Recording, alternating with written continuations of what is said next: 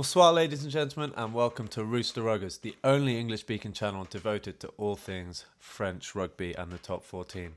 My name's Keelan, and I'm quite simply a massive rugby fan who's keen on sharing this passion by starting this channel and hopefully providing a bit of a forum for anyone who's interested in rugby and more specifically French rugby to talk about it. I'll be reviewing everything to do with the top 14. We'll be looking at players to watch, do a rundown of all the teams in the league, and I'll leave the detailed analysis of the games to the squid rugbys of the world. For the first few weeks, I'm just going to talk about the Rugby World Cup a little bit, starting with today's video on my top 15 from the World Cup. And then we'll get into the nitty-gritty of the channel in the next few weeks, so it's going to be great fun. So without further ado, let's get into the Rooster Ruggers 2023 Rugby World Cup Dream 15. So before I get into the selection of my team, I thought it was important to say that I've based most of my decisions off statistics on the Rugby World Cup website. I've tried to remain as objective as possible, but of course some of my own bias will be in there a bit. Obviously stats don't mean everything, but they paint a pretty decent picture, and I've tried to take into account sort of the opposition that some of these players faced and their overall sort of impact on a game. In the case of the props and the centres, I've been a bit cheeky and sort of treated Loosehead, Tighthead as interchangeable. So I've got two Tighthead props in there and I've got two inside centres. Hey, this is a dream team, so what are you going to do about it?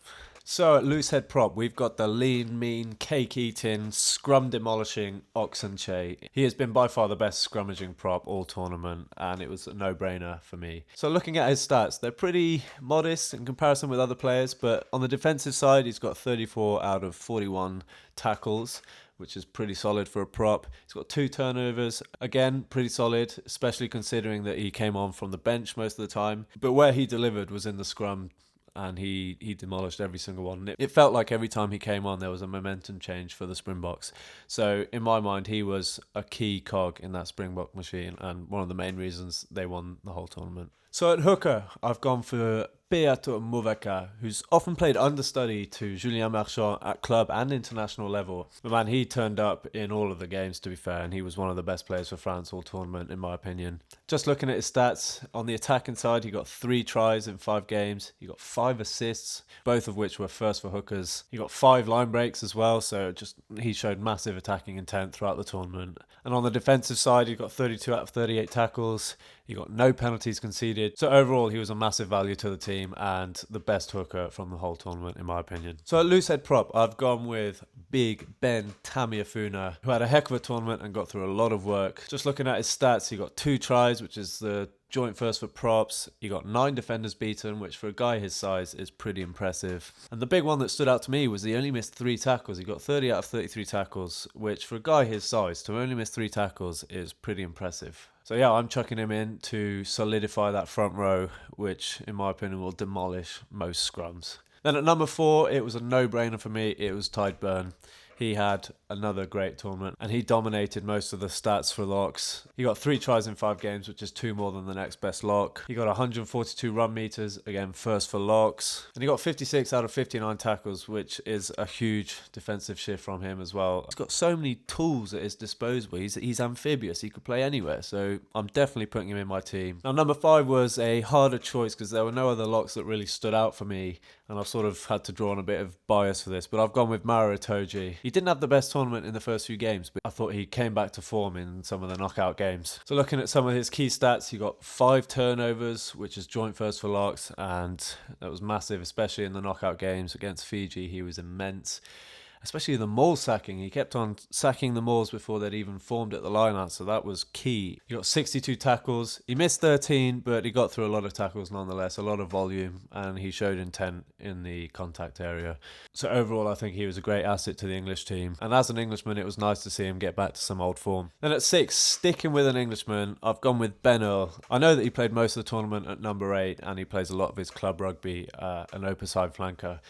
I looked online and it says he's played 1% of his games as a blindside flanker, so I've chucked him in there because he was immense and by far England's best player. Just looking at his stats, he got 25 defenders beaten, 7 line breaks, 337 run meters, so he was massively important for England's attack. And then on the defensive side, he's got 80 tackles, which is by far the most for all of the back rows in the tournament. He's got 3 turnovers, so overall just an all-round great tournament for him. Also, he was celebrating everything and anything on the pitch, which was quite funny. It rubbed a lot of people up the wrong way. He got his comeuppance against South Africa when Willie le Roux returned the favour at the end of the game. Now, open side flanker, I've gone with Pieter-Steph du Toit, another player who grew as the tournament went on. He didn't shine in the pool games, but he turned up the heat in the last couple of games, especially the final. And I think it's because of his performance in the final that I've chucked him in. He got 28 tackles in that match and he crunched everyone in sight. I think Geordie Barrett took about 7 shots in the ribs and he must still be feeling it now. He got 3 line breaks, 66 out of 78 tackles, which is high volume. He got 94 run meters, which isn't huge, but I'd want him in my team because he's a big bloke, he's scary, and he's hard as nails. Now, number 8 was another no-brainer, and I'm sure it comes as no surprise that it is the one and only Billy Vunipola. No, Ardie Savea. He was immense and he's World Player of the Year now, thoroughly deserved. And he dominated in every area of the games. Be it in attack or defence, he was immense. You can't sum up his top stats just on an A4 piece of paper. Scored 3 tries in 6 games. He got 4 assists, which was the most for all loose forwards. He got 27 defenders beaten, which is astounding, and that's the best stat for all forwards, and it's second best in the whole tournament, I believe. So overall, he was massively important to the All Blacks, and he thoroughly deserved the title of Best Player of the Year. And then at number 9, speaking of best players in the world, it's Antoine Dupont, who is, in my opinion, also the best player in the world, and he's my favourite player. Lots of people have put Aaron Smith in their teams, but there's no denying that Dupont was insane, and the stats don't lie. He only played 3 games, but he got through a heap of work. He got 4 assists, 16 out of 17 tackles, 11 defenders beaten, which is pretty good for a number 9. He got 8 line break assists, which just shows how key he is to that French attack and how he's putting the players through the hole. And I don't think I'll ever build a dream team without chucking him in while he's still fit. So he's going in. At number 10, I've gone with Richie Mo'unga, who again had a great tournament. He scored a heck of a try in the World Cup final, which got scrubbed off, unfortunately, for the All Blacks. He shows that he's one of the best attacking 10s in the world. Just looking at some of the stats, he got 5 assists, he got 3 line breaks, 21 defenders beaten, which is insane for a fly half,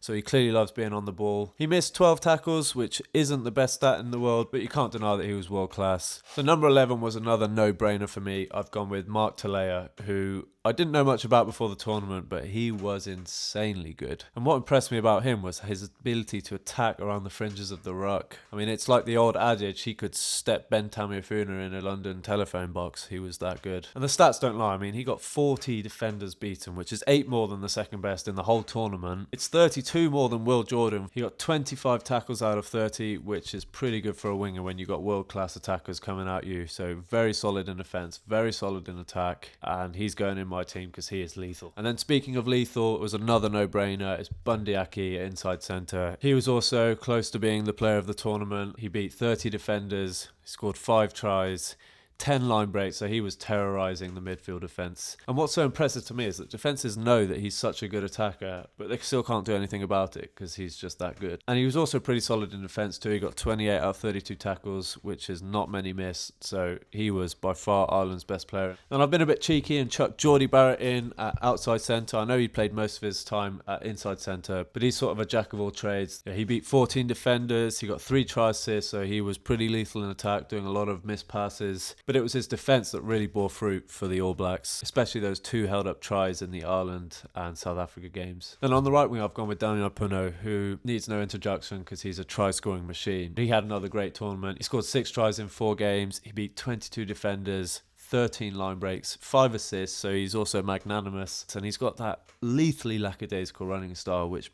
breaks apart defences, and I love to watch it. He's also a bit lackadaisical in defence, hasn't got the best defensive stats, but he's going in my team just for his attacking ability, and that's all you really need with this team. Then finally at fullback, to pick another one of my favourite players, I've gone with David Niniashvili from Georgia. Now in my opinion, this guy's super underrated just because he comes from a tier 2 nation, but he beat 22 defenders in 4 games. He got 8 line breaks, 435 run meters, which is 3rd most for the whole tournament, and he only played 4 games.